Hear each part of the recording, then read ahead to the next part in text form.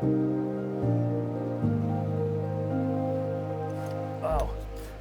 good morning, this time from Kimmeridge Bay. This is a really beautiful little half moon shaped bay on the Jurassic coast, and the area around here geologically is fascinating.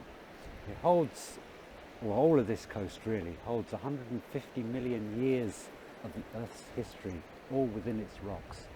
And it's quite a fragile place, because just as I was taking photos over there, a large part of the rock face collapsed and fell down. Now luckily I'm nowhere near it. I'm well aware that when you're in this area, you need to stay away from the cliff edge for that exact reason.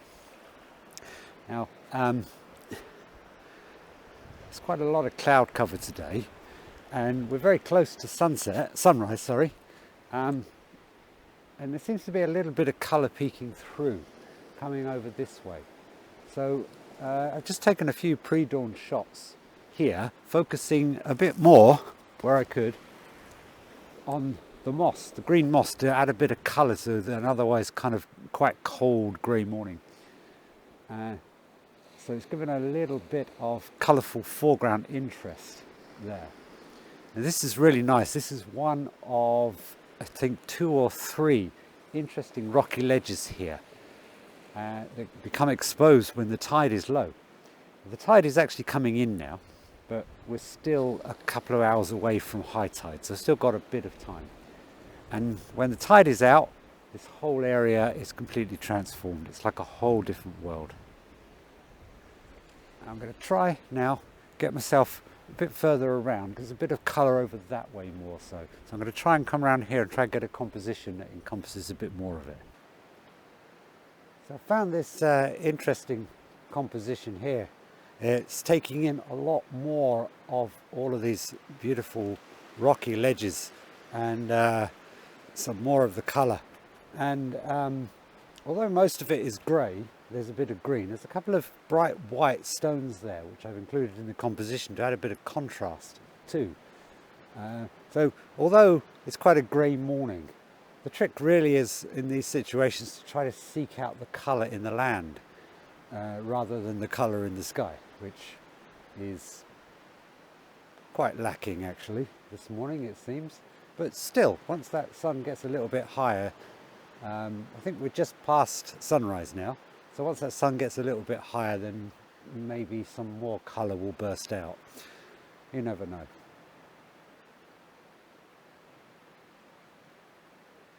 Now, the sun is going to rise over there.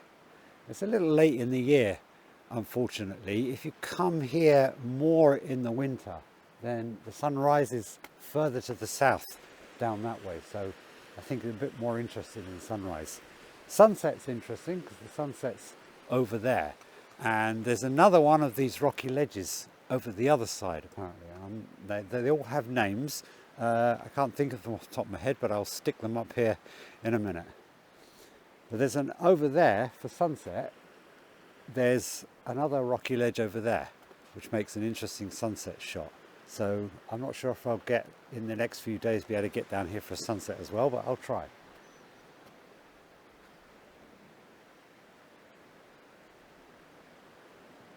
So as there's not a great deal of interest and colour in the sky, I've minimised my composition and focused more on the foreground and try to include lots of shapes and interest and colourful rocks, as I said. So let's take a shot and I'll stick it up here now.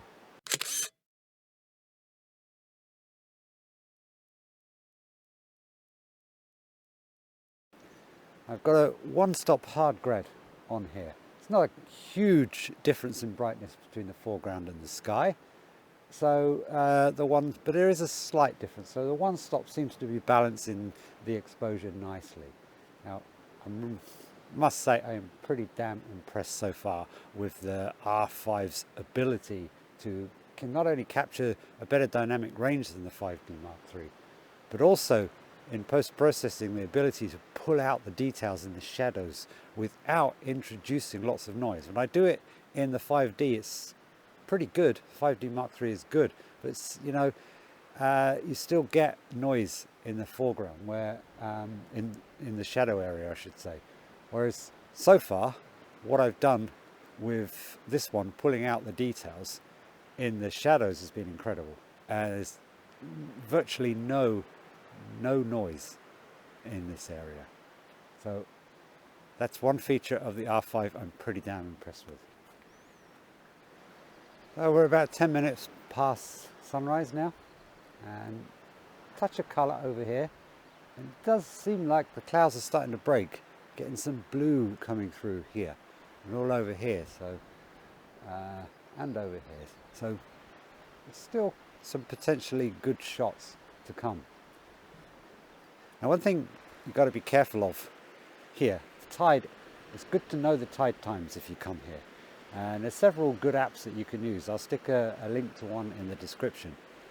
But it's very important to know the tides. Now I've checked and the tide is coming in. High tide is around 10 o'clock, so still a couple of hours away.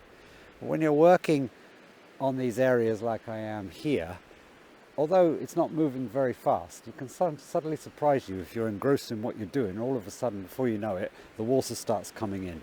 So you've got to keep an eye on it. Always important to keep an eye on what's going on there. Now the sun's getting a bit higher, starting to get some nice light and colour over there. That's the Clavel Tower over there and the slipway there. And starting to get a nice bit of colour over there. So I think I'm going to zoom in a bit closer. There's also some nice waves rolling in. So I'm going to try and zoom in closer and try to capture a closer scene of this with one of those waves coming in.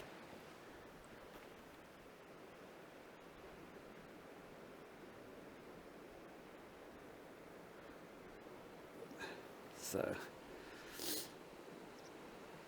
again, I've got to, there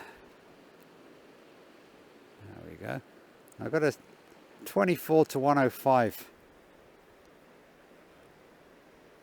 Canon L series lens on the camera, so it's really great. That means that I can, from wherever I'm working, I can zoom in like this and find myself a more interesting composition.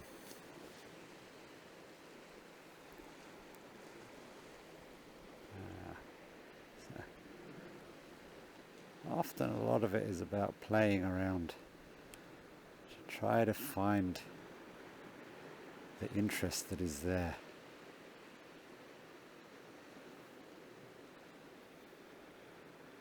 This is looking somewhat interesting. There you go. That's nice. We'll go with that one.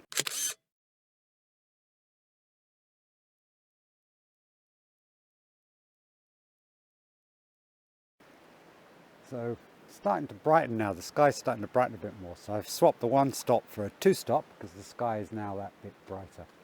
And just as before, as I said, now I've really gone in close now, and I'm going to try to capture some of these nice waves coming in. I got about a 1 second exposure or a little less, so I can capture a bit of motion blur and make it a bit more. It seems to, it's smoothing out the water and the waves, but not too much that it's just like ice.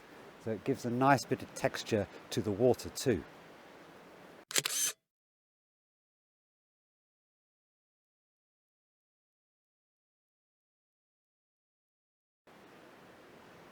Starting to get some nice soft warm glow now. The light from the rising sun is hitting that Clavel Tower nicely, as you can see.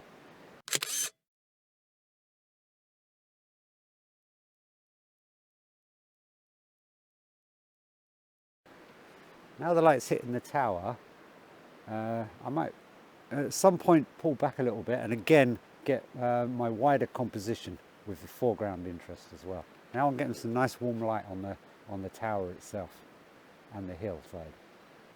Now that light's coming, I'm going to pull back and get one wider shot here, and then I'm going to get back over to that ledge again. look at that. Beautiful light falling on the Clavel Tower there and that hillside.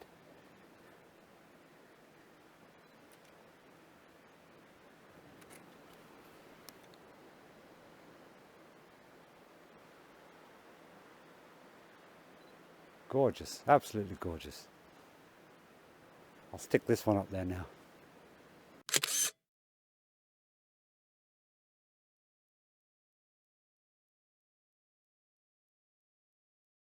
Now I'm definitely going to move back over there now, I think.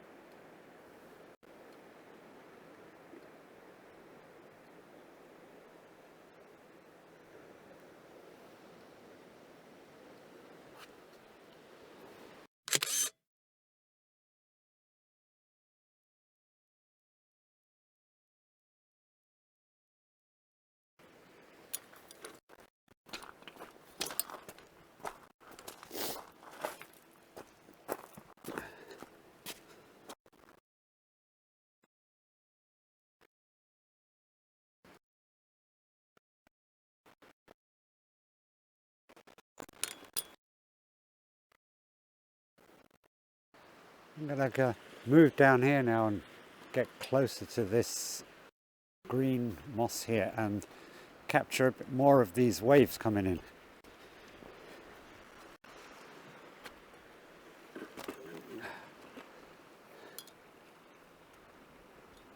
Now you can see down here, now I've got closer to the moss. I've really brought more colour into the composition as well. It's something like this.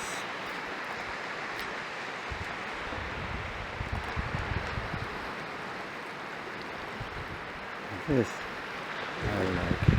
really got some nice foreground moss here on the rocks, but I'm getting close to the water so I can maybe capture some of that wave action there as well as the waves are breaking.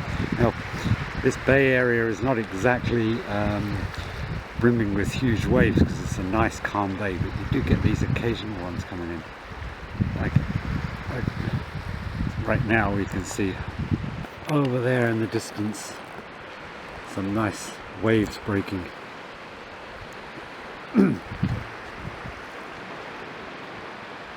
Actually quite nice.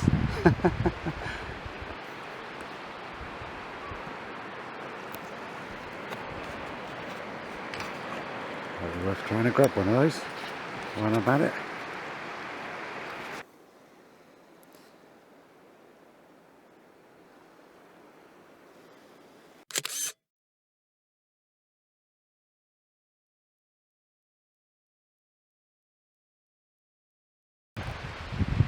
Back to my original composition.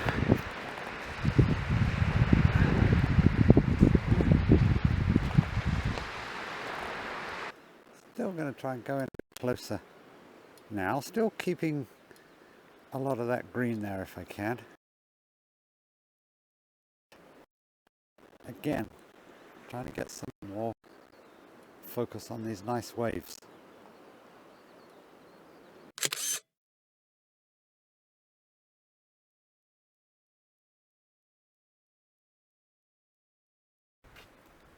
So the sun seems to have gone behind a bit of cloud now. We've lost the light here, but I'm sure it's going to come back. That cloud is really breaking up nicely there, so I'm sure it's going to come back.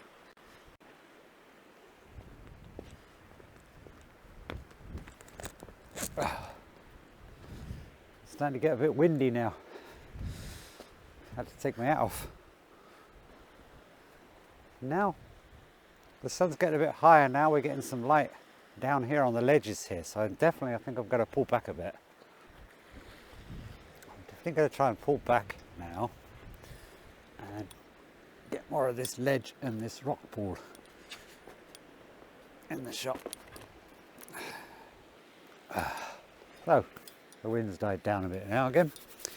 Still cold though, still very cold. So now I've got my composition set, and now I just need to wait for that sun to break through that bit of cloud. It's very broken cloud up there, but obviously it's behind a bit of cloud, so everything's still in the shade. But once it breaks through, we'll get some nice light streaming, hopefully, all the way down this ledge here, and it'll really light up the scene and the composition. So just a case of watching and waiting.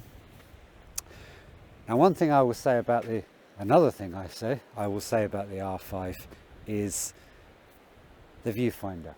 I was reluctant to switch to mirrorless because I know that with mirrorless, the viewfinder isn't really a viewfinder. With a DSLR, you're looking through the lens. And I always prefer, although the live view is a really great feature and really, really useful in so many ways, in certain conditions and very bright conditions, it's very, very hard to see. And also, when you're fine-tuning your composition around the edges, it can be very, very hard to see on the screen itself. So the viewfinder always gives you a much, much clearer view through. Plus, also when shooting handheld, you know, using the live view is great when you're on a tripod and you're doing landscape stuff. But when you're shooting handheld and you're shooting people, then I never use this. I'm not one of these people that do this. I always use the viewfinder. Traditionally, always photograph that. From before digital, we didn't even have these. So I was reluctant to switch to mirrorless because of that, because it's not the same. You're not looking through the lens. It's basically one of these here. It's another live view. So that was one of the reasons I wasn't sure about it. But I can say categorically that this digital viewfinder is incredible. Super clear. The clarity is incredible. And it's as good as looking through the lens, if not better actually. Each time I've looked through it so far, it's just even in low light actually, it's quite good in low light. And one of the downsides of the DSLR looking through the lens, when the light is low, then you know the scene itself is quite dark, so it's hard to see. But yesterday when I was using it in low light, looking through here, super bright. So the clarity is incredible. The R5 viewfinder is incredible, really. Now the light's coming. So we can see the light is starting to break through and it's lighting that green area there, but the sun still isn't quite high enough. There's still a patch of shadow here, so I'm going to wait a little bit for the sun to come up a bit higher so that it then starts to light the rock pool down here as well as all the rocks. So maybe that will take another 10 minutes or so. So you can see now the sun is just coming up over that cliff, and now the light is spreading back and it's fallen on the pool now, and it's lighting all of that lovely green moss and all of that ledge there. Perfect, perfect. Just needs to come up a touch more just to bring a bit more of this foreground into the light.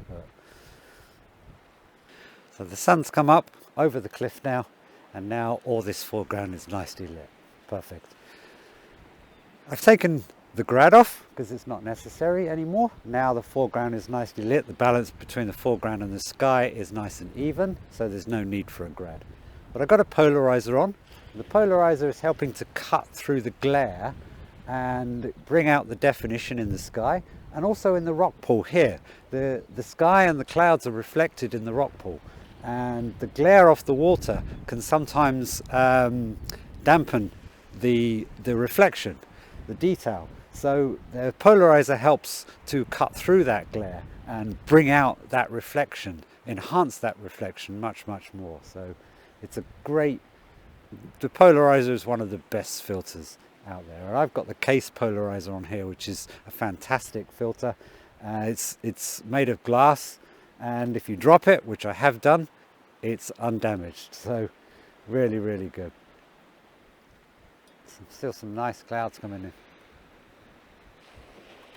Just, there you go.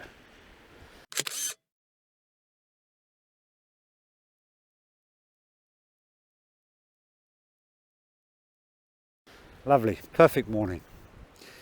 As you see now, it's now completely clear. That thick cloud that we arrived to earlier has now completely broken up and disappeared, and it's a beautiful morning.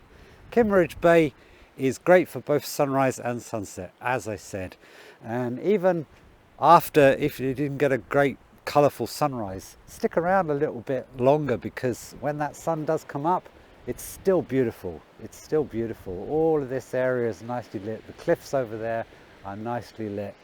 So the hour after sunrise is still really nice. And also for sunset, get here a little bit earlier, an hour or two before sunset, and capture some of the soft light falling on all of these rocks here. It's a great, great location. And it's one I bring people to on my Dorset workshop. So if you're interested in my Dorset workshops, then please go check out my website. I'll put a link down in the description to the Dorset workshops. If you're interested, hopefully I'll be running, I try to run them in autumn and in spring each year. So check that out. So thanks for watching, and hope you've enjoyed this. And if you're ever down in Dorset area, come and check out Kimmeridge Bay. It's a great place for photography. So if you're new to the channel, please subscribe. If you enjoyed this video, please give it a like, and check out some of my other videos. And thanks for watching. Catch you later.